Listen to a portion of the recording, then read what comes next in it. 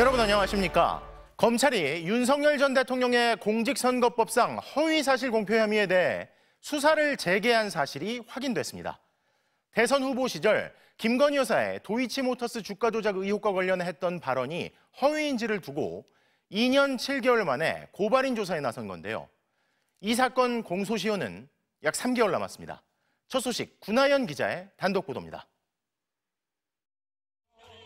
지난 대선 때 윤석열 전 대통령이 허위 사실을 공표했다는 공직선거법 위반 혐의 사건에 대한 검찰 수사가 재개됐습니다.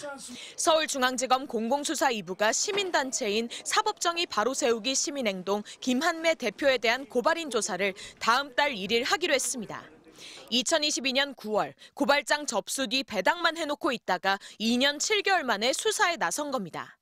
고발인이 문제 삼은 건 김건희 여사의 도이치모터스 주가 조작 연루 의혹을 부인한 이 발언입니다.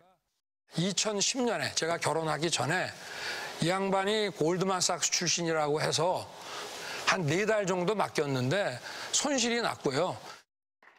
그런데 검찰이 법원에 낸 한국거래소 자료를 보면 2009년 4월부터 2011년 12월까지 김 여사가 13억 9천만 원, 장모 최은순 씨가 9억 원 등 모녀가 23억 원 상당의 이익을 본 것으로 나옵니다. 또 넉 달 정도 맡겼다고 했는데 김 여사 명의 6개 계좌가 2010년 1월부터 2011년 3월까지 15개월간 도이치모터스 주식 거래에 동원된 것으로 확인됐습니다.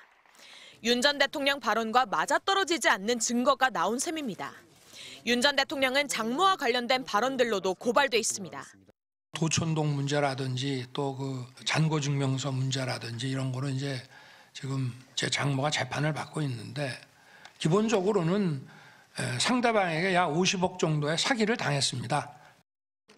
그런데 2023년 장모 최 씨는 잔고증명서 위조 혐의로 징역 1년이 확정됐고 도촌동 사건은 차명 투자로 드러나 2024년 과징금 27억여 원 부과가 확정됐습니다.